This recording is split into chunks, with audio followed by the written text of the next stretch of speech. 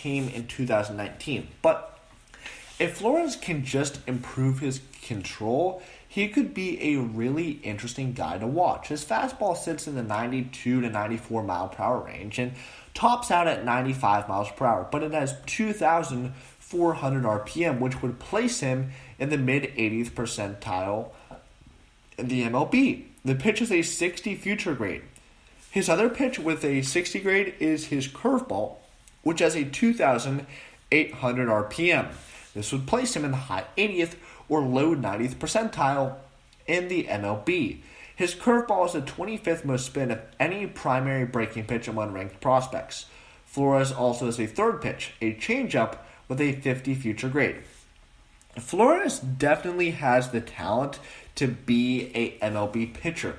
He has two 60 grade pitches, one with a lot of spin on them, and a third changeup.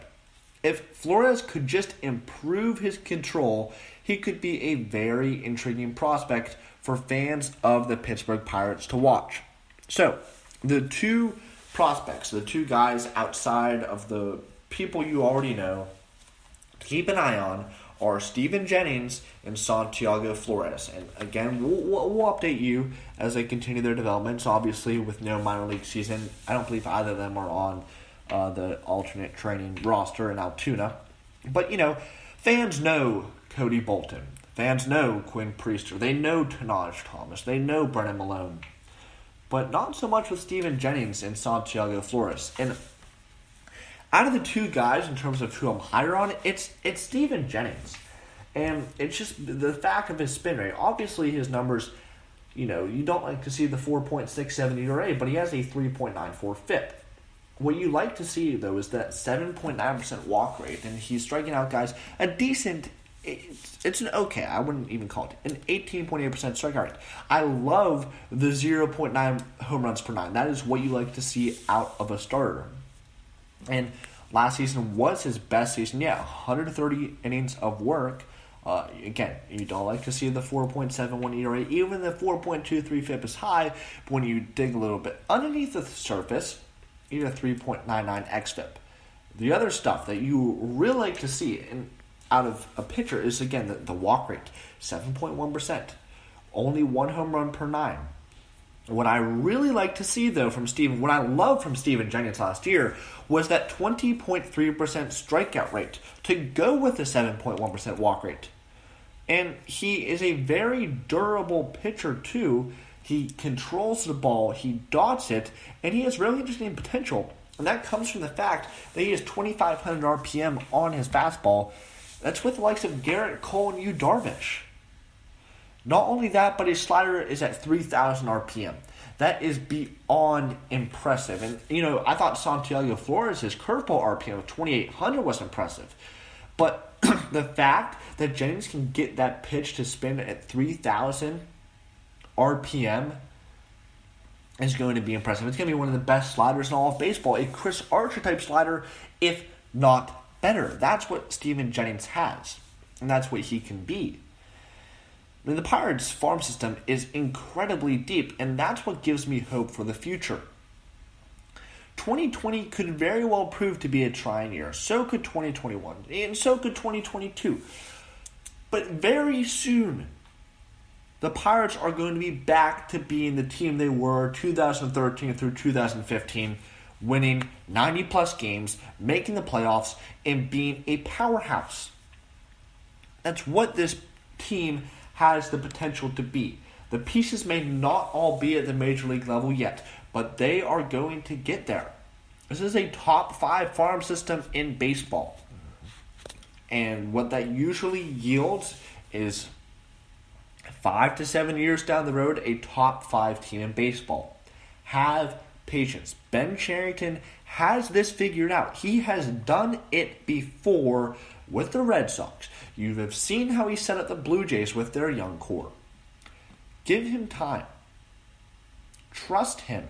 And if there's ever a point where I no longer trust him, I will surely let you know and we can jump off the bandwagon. But right now, the current standing, the current picture of the franchise moving forward, I like where they're going. It's a matter of getting there now. The Pirates won their fourth game of the season after riding an early offensive explosion to beat the Cincinnati Reds. The Pittsburgh Pirates had not played since Sunday afternoon after the series versus the Cardinals was canceled.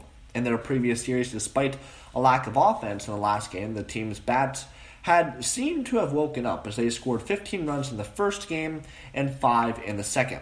The offense continued to show up today in their 9-6 win over division rival Cincinnati Reds. Let's break down Thursday night's game.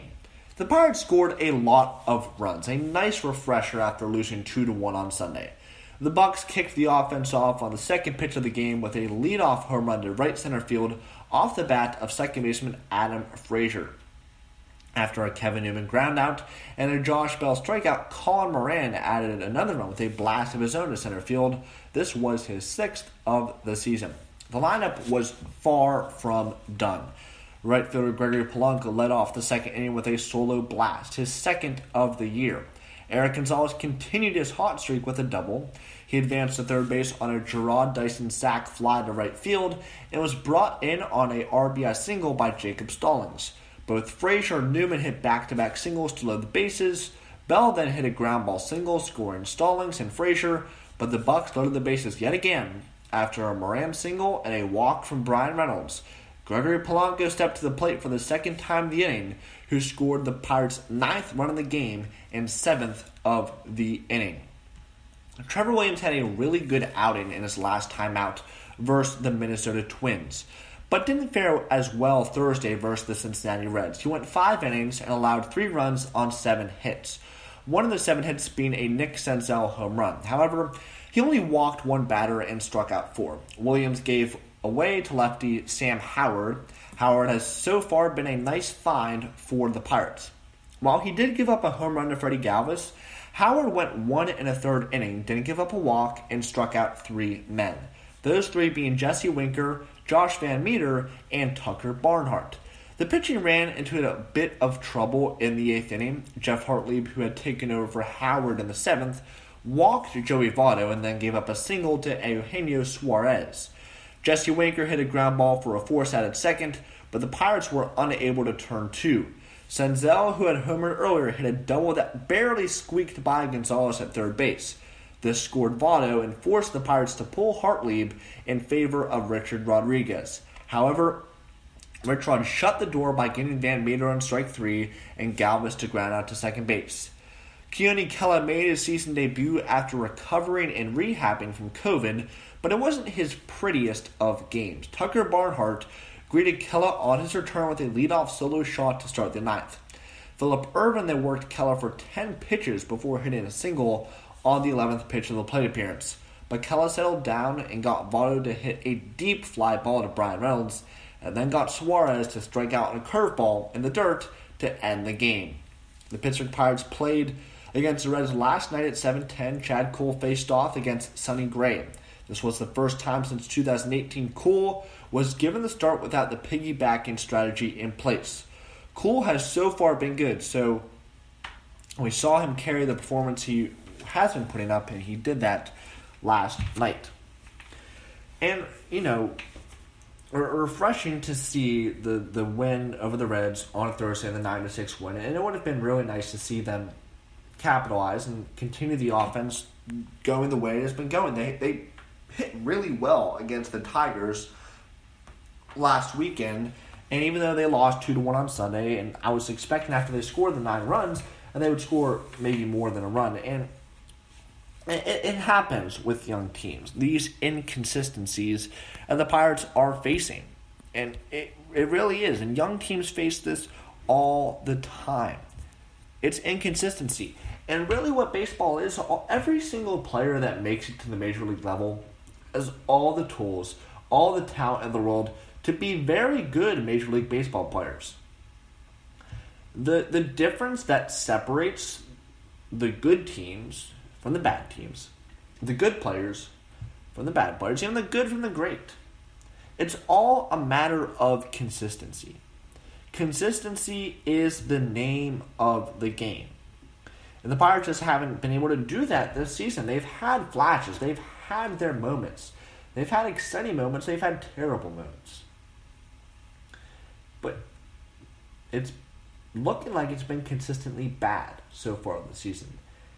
And unless the ship gets turned around soon, the Pirates are going to see themselves looking at a first overall pick in 2021, not at a playoff appearance in 2020. So, let's take a look at what the Pirates got the rest of this week coming up. Their games today and tomorrow have been postponed. They are off Monday as a mutual off day for both them and the Reds. So we'll see if Major League Baseball decides to do a doubleheader. And just a reminder for the doubleheaders, because the Pirates will be playing in them because of the 5 games that have been postponed due to the coronavirus. They're going to be 7-inning games just to speed up the process. For the rest of the week, the Pirates travel home on Tuesday for a 3-game series against the Indians. No word on the pitching. Brault was supposed to start today with Holland going tomorrow, but Tuesday, I believe it would be time for Trevor Williams to spot in the rotation. So they might decide to reset the rotation moving into Tuesday. Wednesday they have the Indians as well as Thursday. They've got a 3-game series with the Brewers, playing the Brewers for the first time this season, starting Friday night. So they're guaranteed before the episode next week, we'll have 3 with the Indians and a game against the Brewers. But they're going to have at least 4 games. Right now they sit at 4-14. And as we head into this week, they could get up to being a half game back of a playoff spot. And I know that sounds weird with the team being 10 games under 500. But where their current standing is, where they're currently sitting, they have an opportunity to be a half game back of a playoff spot by the time we reconvene again on Saturday. It's going to be interesting to see what they decide to do and what happens to the Reds. Let's just hope the Reds don't have to deal with a big outbreak too. I mean, the Cardinals are going to have to play a lot of games down the stretch. They haven't played since the 29th. They've played in 5 games. And even the Pirates have played in 18. They've had 5 now postponed due to the coronavirus. So just some wild times that we're living in, some crazy circumstances. And it's unfortunate that we don't get to see our Pirates play the next 2 nights, or next 3 for that matter, depending on what Major League Baseball decides to do with the postponements, and see what happens with the Reds and if they have any more positives. I don't believe there are any more positives, so it was more like out of an abundance of caution these next 2. So we'll see how the remainder of the tests come back and if the Pirates are going to be able to suit up and to play on Monday in a doubleheader. But time will tell. And if they do have a doubleheader, they could get themselves back to second place in 1 week. That's how quick things can change in baseball. So don't give up hope yet. I'll let you know when that time has arrived. But again, some encouraging stuff this week from Colin Moran. Loved seeing Brandon Waddell last night. And Frazier's been solid with the glove. A lot to look forward to with this Pirates organization. I know it has not been an easy couple years for us.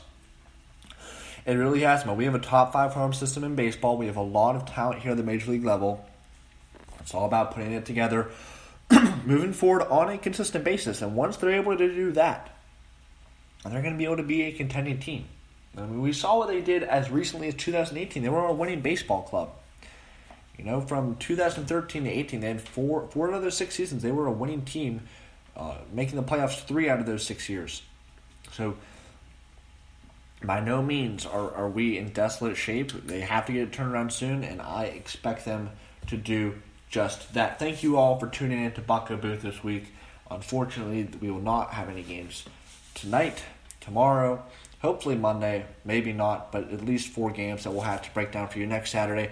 Same time, same place, Bucco-booth, the best Pirates podcast out there, and I appreciate you sticking with me for the hour. You can give me a follow on Instagram, Bucks Dugout, for all the latest news, updates, information, lineups, injuries. We have it all for you covered and get it out faster than anybody on the market. So give that a follow at Bucks Dugout. It's been a pleasure hanging out with you this afternoon, and we'll see you here Saturday at noon. Let's get to a half game back of the playoff spot, shall we? As always, let's go Bucks.